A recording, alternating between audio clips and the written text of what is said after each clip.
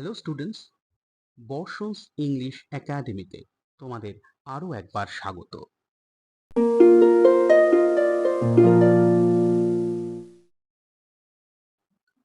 Compost আপন Westminster bridge পোয়েমের আলোচনার প্রথম ভিডিওতে আমরা poet Wordsworth, Coleridge, lyrical ballads, English লিটারেচারে রোম্যান্টিসিজমের সূত্রপাত, কবিতার ইতিহাস সম্পর্কে জেনেছি। আশা করি তোমরা সকলেই কবি এবং কবিতার ব্যাকগ্রাউন্ড সম্পর্কে বুঝতে পেরেছ। এই ভিডিওতে আমরা সরাসরি কবিতাটি পড়ব, সঙ্গে থাকবে বিশ্লেষণাত্মক আলোচনা, যা তোমাদের সেমিস্টার 1-এর পরীক্ষা প্রস্তুতির উপযোগী হবে বলেই আমার বিশ্বাস। So all of you are requested to watch this video till the end. আর দেখতে দেখতে আমার এই চ্যানেলটি লাইক, কমেন্ট, শেয়ার আর অবশ্যই সাবস্ক্রাইব করে রাখার অনুরোধ রইল।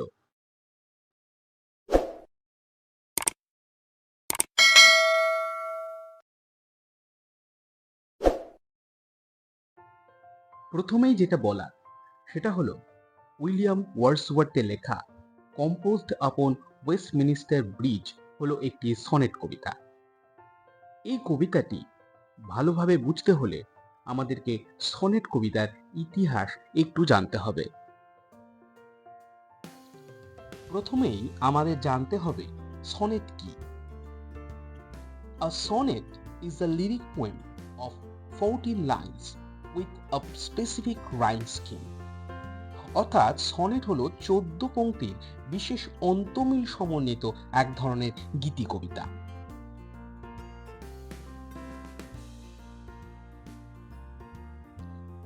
গিয়াকোমো দা লেন্তেনি ত্রয়োদশ শতকের একজন ইটালীয় কবি, যিনি পবিত্র রোমান সম্রাট দ্বিতীয় ফ্রেডারিকের রাজসভায় সভাকবি ছিলেন। তাকেই এই সনেট কবিতার জনক বলে ধরে নেওয়া হয়। পরবর্তীতে 1400 শতকে ফ্রান্সিস পেত্রার্ক, আরও একজন ইটালীয় কবি, এই সনেট কবিতাকে জনপ্রিয়তা প্রদান করেন। পেত্রার্কের এই 14 লাইনের সনেট কবিতার দুটি অংশ ছিল। প্রথম 8 লাইনকে ইংরেজিতে বলা হতো অক্টেভ, বাংলায় অষ্টক, এবং পরের 6 লাইনকে ইংরেজিতে বলা হতো সেস্টেট, বাংলায় ষষ্ঠক।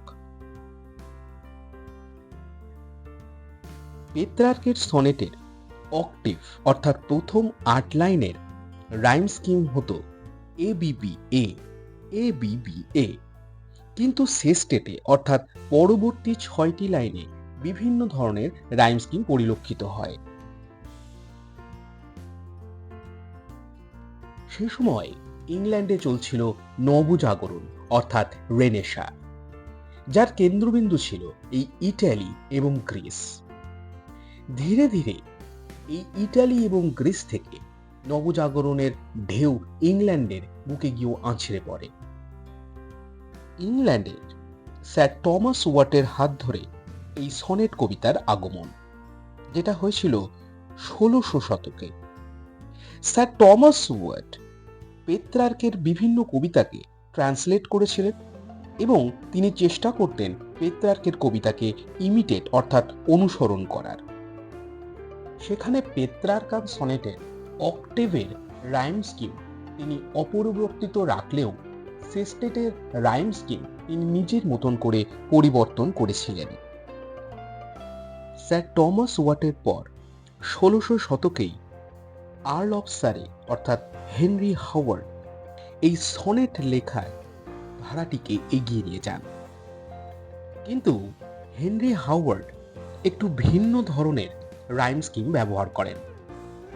পেত্রার্কান সনেটে যেমন দুটি অংশে অক্টেভ এবং সেস্টেটে ভিন্ন ধরনের রাইম স্কিম ব্যবহার করা হতো, হেনরি হাওয়ার্ড এই 14 লাইনকে 4টি অংশে বিভক্ত করেন, 3টি কোয়াট্রেন এবং একটি কপলেট, অর্থাৎ 3টি 4 লাইনের স্তবক এবং একটি 2 লাইনের অন্তমিলযুক্ত স্তবক। এদের রাইম স্কিমও বিভিন্ন রকমের করেছিলেন হেনরি হাওয়ার্ড, যেমন এ বিবিএ, সিডিডিসি, ইএফএফই, জিজি, অথবা AB AB AB AB AB AB CC, অথবা AB AB CD CD EF EF GG. এই শেষের ধরনের যে রাইম স্কিম, সেটিকেই উইলিয়াম শেক্সপিয়ার পরবর্তীতে জনপ্রিয়তা প্রদান করেছিলেন। স্যার টমাস ওয়াট এবং হেনরি হাওয়ার্ড অর্থাৎ আর্ল অফ সারি স্ট্রাকচারালি বা গঠনগত দিক থেকে ইটালীয় বা পেত্রার্কান সনেটের অনুসারী হওয়ার সাথে সাথে থিম্যাটিক্যালি বা বিষয়বস্তুগত দিক থেকেও তারা পেত্রার্কান সনেটের অনুসারী ছিলেন। তাদের সনেটের বিষয়বস্তু ছিল love of a lover for an unresponsive lady love. 1558 খ্রিস্টাব্দে ইংল্যান্ডের সিংহাসনে আরোহণ করেন রানী প্রথম এলিজাবেথ। তারপর থেকে 1603 খ্রিস্টাব্দ পর্যন্ত তিনি ইংল্যান্ডের সিংহাসনে আসীন ছিলেন। তার এই সুদীর্ঘ শাসনকাল ইংল্যান্ডে এলিজাবেথান যুগ নামে পরিচিত। এলিজাবেথান যুগে বিখ্যাত কবিরা ছিলেন sir Philip Sidney, Edmund Spenser, John Donne, William Shakespeare প্রমুখ। তাদের সকলেই সনেট কবিতা লিখে বেশ জনপ্রিয়তা অর্জন করেছিলেন। স্যার ফিলিপ সিডনির অ্যাস্ট্রোফেল অ্যান্ড স্টেলা, এডমন্ড স্পেন্সারের অ্যামোরেতি, জন ডানের হোলি সনেটস এবং উইলিয়াম শেক্সপিয়ারের সনেটস কিছু উল্লেখযোগ্য সনেট কবিতার সংকলন। এদের মধ্যে জন ডান এবং উইলিয়াম শেক্সপিয়ার ইটালিয়ান সনেটিয়ার পেত্রার্কের প্রভাব অনেকটাই কাটিয়ে উঠেছিলেন। ডান তার হোলি সনেটস সনেট সংকলনে স্ট্রাকচারালি বা গঠনগত দিক থেকে পেত্রার্ককে অনুসরণ করলেও থিম্যাটিক্যালি বা বিষয়বস্তুর দিক থেকে তার সনেটগুলো ছিল আধ্যাত্মিক ধরনের, যা পেত্রার্কান সনেটের থিম থেকে সম্পূর্ণই আলাদা রকমের ছিল। ইংরেজি সাহিত্যে সনেটিয়ার হিসেবে উইলিয়াম শেক্সপিয়ার নিজেকে অনন্য উচ্চতায় নিয়ে গিয়েছিলেন। তার সনেটস পেত্রার্কের থেকে স্ট্রাকচারালি এবং থিম্যাটিক্যালি সম্পূর্ণরূপেই ভিন্ন ছিল। হেনরি হাওয়ার্ড ইতিপূর্বে 3টি কোয়াট্রেন এবং একটি কপলেট সমন্বিত AB AB CD CD EF EF এবং জিজি সমৃদ্ধ যে ধরনের সনেটের প্রচলন করেছিলেন, উইলিয়াম শেক্সপিয়ার তাকেই জনপ্রিয় থেকে জনপ্রিয়তম করেছিলেন। তার থিমও ছিল পেত্রার্কের থেকে সম্পূর্ণই আলাদা। তার সনেট কবিতার সংকলন সনেটস প্রকাশ পায় 1609 খ্রিস্টাব্দে। তাতে সর্বমোট 154টি সনেটস ছিল। তার মধ্যে প্রথম 126টি সনেট তার এক মেল ফ্রেন্ড অর্থাৎ পুরুষ বন্ধু জনৈক মিস্টার WH-কে উদ্দেশ্য করে লেখা হয়েছিল।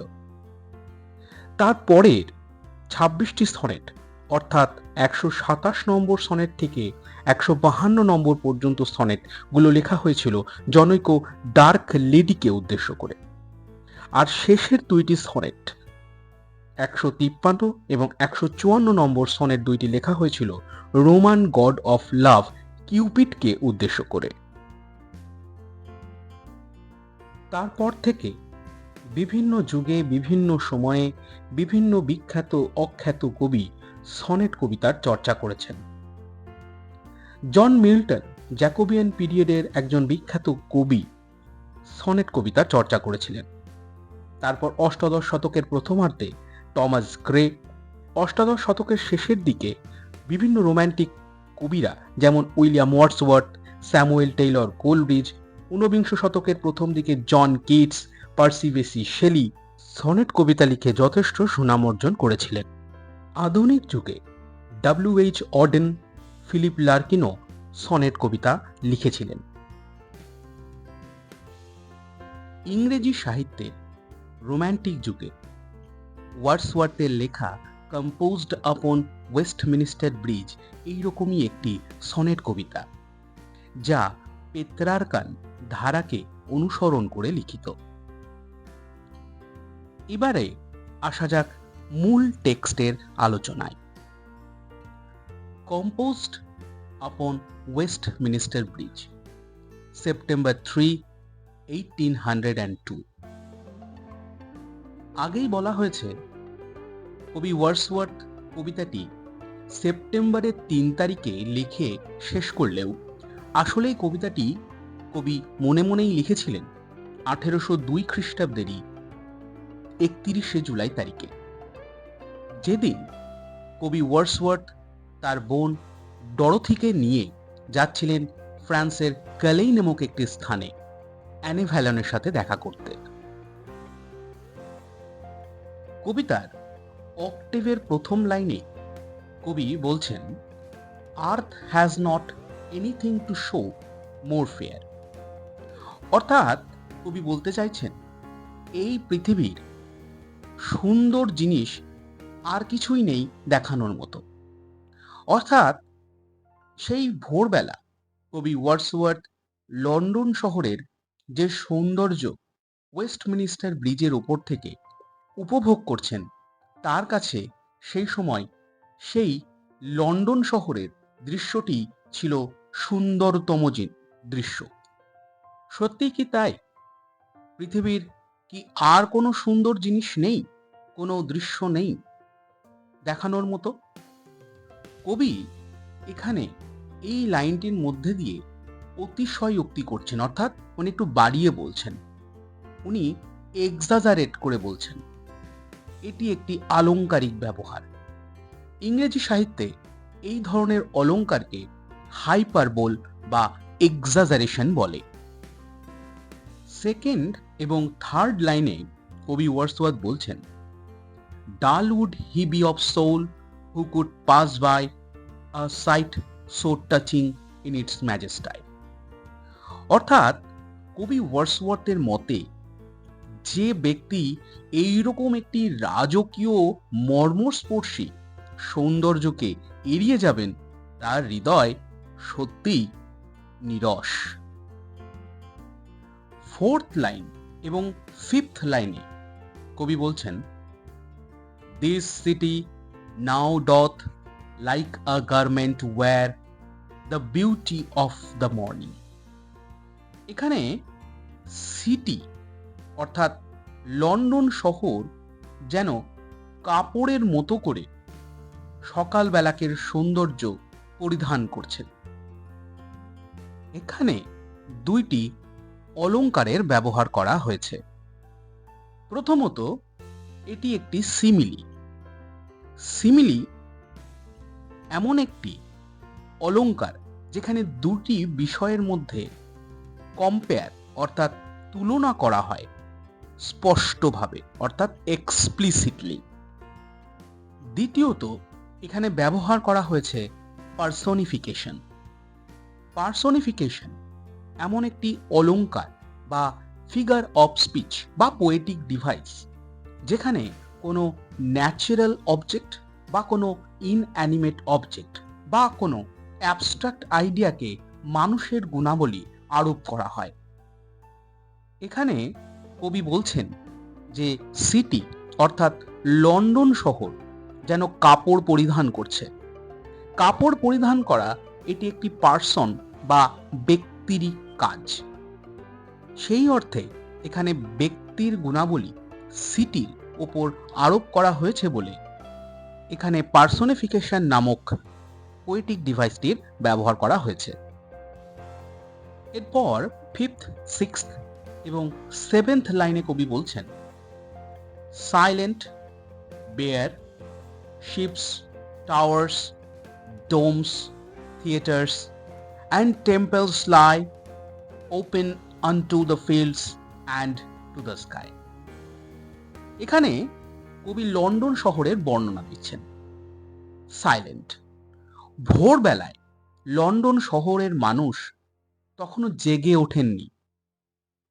শহর তখনও নিস্তব্ধ। কলকারখানা, গাড়ি ঘোড়া তখনও কিছুই বার হয়নি। সেই অর্থে সাইলেন্ট। রাস্তাঘাট তখন শুনশান, সেই কারণে বেয়ার। আর লন্ডন শহরের পার্শ্ববর্তী ওয়েস্টমিনিস্টার ব্রিজের ওপর থেকে নদীর ওপরে ভাসমান জাহাজ, সেখান থেকে টাওয়ার্স, ডোমস অর্থাৎ গম্বুজ, কোনো থিয়েটার তার চূড়া এবং টেম্পলস অর্থাৎ কোনো গির্জার হয়তো শীর্ষদেশ দেখা যাচ্ছে। আর ওয়েস্টমিনিস্টার ব্রিজের ওপর থেকে কবির মনে হচ্ছে যে এই সমস্ত কিছুই, এই টাওয়ার্স অর্থাৎ মিনার, ডোমস অর্থাৎ গম্বুজ, থিয়েটার্স এবং টেম্পলস, এই সমস্ত কিছুই ফিল্ডস অর্থাৎ মাঠ এবং স্কাই অর্থাৎ আকাশ যেখানে মিলিত হয়েছে সেই দিগন্ত রেখায় বিস্তৃত। অষ্টম লাইনে অর্থাৎ অক্টেভের শেষ লাইনে কবি বলছেন, all bright and glittering in the smokeless air. ইতিমধ্যেই তখন সূর্য উদিত হয়েছে এবং সূর্যের সেই ব্রাইট অর্থাৎ উজ্জ্বল আলোয় সেই ধোঁয়াহীন শহরে সবকিছুই যেন চকচক গ্লিটারিং করছে। লন্ডন শহরে তখন শিল্প বিপ্লব ইতিমধ্যেই শুরু হয়ে গিয়েছিল, তাই সেই সময় কলকারখানার ধোঁয়ায় লন্ডন শহর ঢাকা থাকত, যা ছিল সেই সময় একটি স্বাভাবিক ব্যাপার। তাই ধোঁয়াহীন লন্ডন শহর কবি ওয়ার্ডসওয়ার্থকে ভীষণভাবেই আকৃষ্ট করেছিল। এখানেই কবিতাটির অক্টেভ অর্থাৎ প্রথম 8 লাইন শেষ হয়েছে এবং লক্ষ্য করলে দেখা যাবে যে ফুল স্টপ পড়েছে একদম 8 লাইনের শেষে গিয়ে, অক্টেভের শেষ লাইনে গিয়ে ফুল স্টপ পড়েছে। এখানে এই অক্টেভের মূল বিষয়বস্তু হচ্ছে মানুষের সৃষ্ট লন্ডন শহরের সৌন্দর্য, অর্থাৎ the beauty of the city of London, the beauty that was made by humans. এরপর সেস্টেট। সেস্টেটের বিষয়বস্তু হচ্ছে একেবারেই ন্যাচারাল বিউটি। সেস্টেটে প্রথম লাইনেই কবি বলছেন, never did sun more beautifully steep in his first splendour, valley, rock or hill. অর্থাৎ কবি বলছেন যে সূর্য এমন সুন্দরভাবে তার উজ্জ্বল কিরণ কোনোদিন ভ্যালি, রক অথবা পাহাড় বা হিলের উপরে ফেলেননি। সত্যি কি তাই? সূর্য কি কোনোদিন এরকম উজ্জ্বলভাবে কিরণ দেয়নি কোনো কিছুর ওপরে? এখানেও কবি সেই অক্টেভের প্রথম লাইনের মতোই সেস্টেটের প্রথম লাইনেও ব্যবহার করছেন হাইপারবোল বা এক্সাজারেশন। 11 নম্বর লাইনে কবি বলছেন, never saw I, never felt a calm so deep. কবি বলছেন যে এত গভীর শান্তি তিনি কোনোদিন অনুভব করেননি। সত্যি কি তাই? কবির জীবনে কি আর কোনোদিন শান্তির দিন আসেনি? এখানেও কবি ব্যবহার করেছেন হাইপারবোল বা এক্সাজারেশন নামের পোয়েটিক ডিভাইসটি। 12 নম্বর লাইনে কবি বলছেন, the river glideth at his own sweet will. The river অর্থাৎ এখানে টেমস নদীর কথা বলা হচ্ছে। গ্লাইডেথ শব্দটি ব্যবহার করা হয়েছে গ্লাইডস অর্থাৎ বয়ে চলা এই অর্থে। কবি এখানে বলছেন যে টেমস নদী তার নিজের ইচ্ছায়, নিজের সুইট উইলে, নিজের মতো করেই বয়ে চলেছেন। এখানে কবি ওয়ার্ডসওয়ার্থ যে পোয়েটিক ডিভাইস বা ফিগার অফ স্পিচটি ব্যবহার করেছেন তা হলো পার্সোনিফিকেশন। কারণ নদীর কখনো কোনো ইচ্ছে বা উইল থাকতে পারে না, উইল হতে পারে কোনো ব্যক্তি। তাই এখানে ব্যক্তি সত্তা অর্থাৎ কোনো পার্সনের কোনো গুণাবলীকে এখানে ন্যাচারাল অবজেক্ট অর্থাৎ টেমস নদীর উপরে আরোপ করা হয়েছে। সেই অর্থে এখানে ব্যবহার করা হয়েছে পার্সোনিফিকেশন। 13 নম্বর লাইনে কবি বলছেন, dear God, the very houses seem asleep.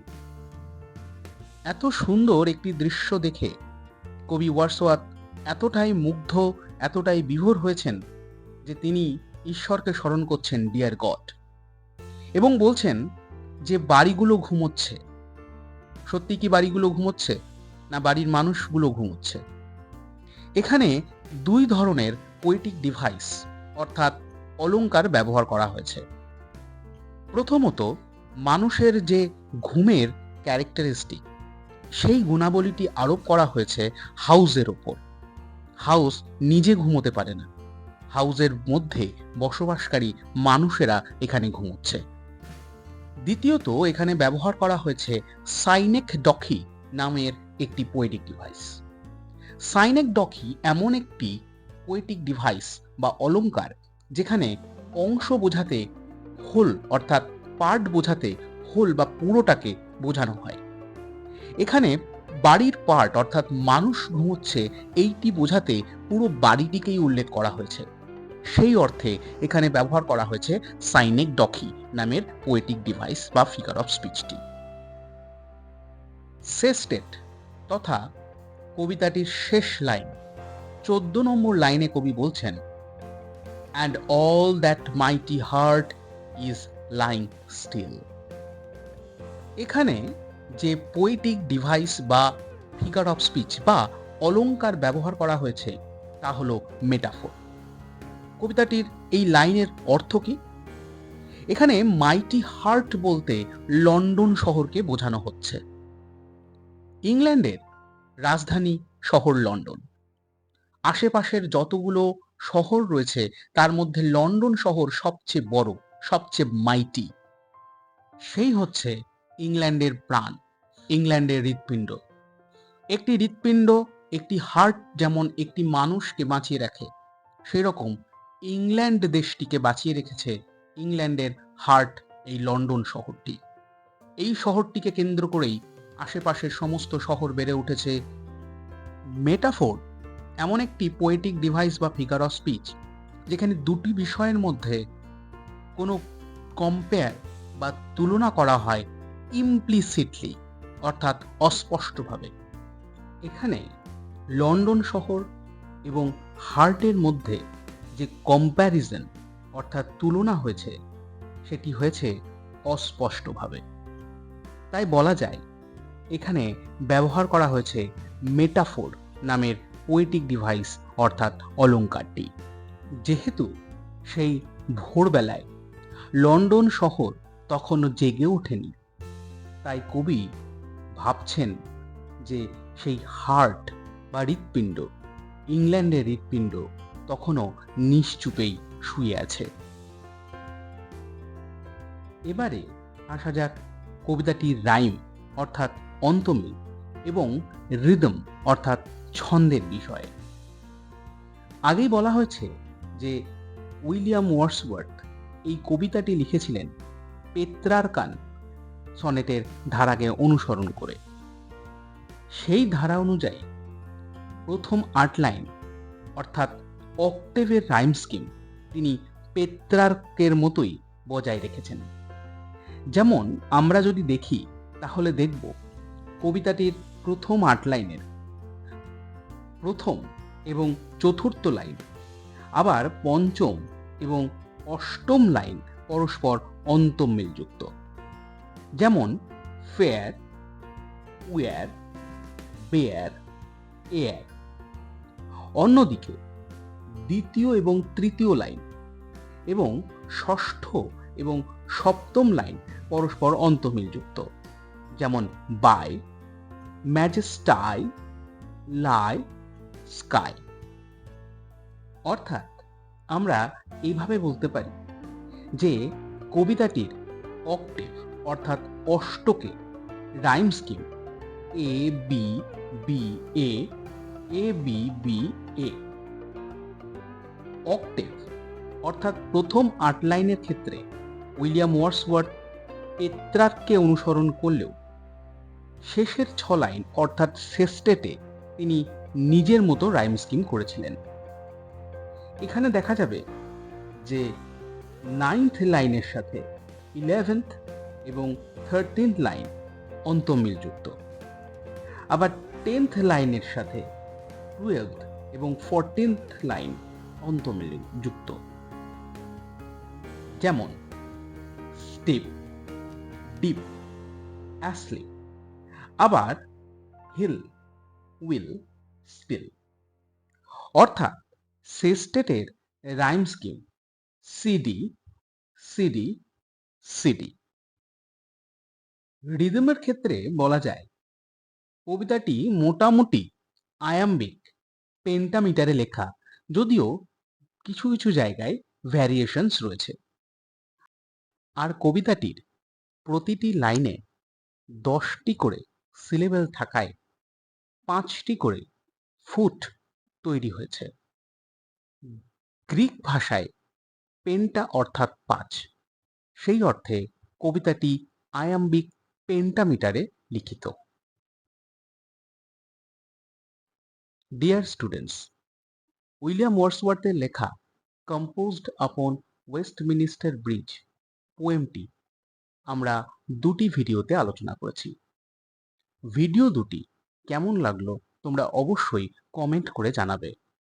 আর যদি কোনো প্রশ্ন থাকে তাহলেও তোমরা কমেন্ট করে জানাতে পারো। সঙ্গে অবশ্যই এই ভিডিওটি লাইক, শেয়ার এবং সাবস্ক্রাইব করে রাখবে।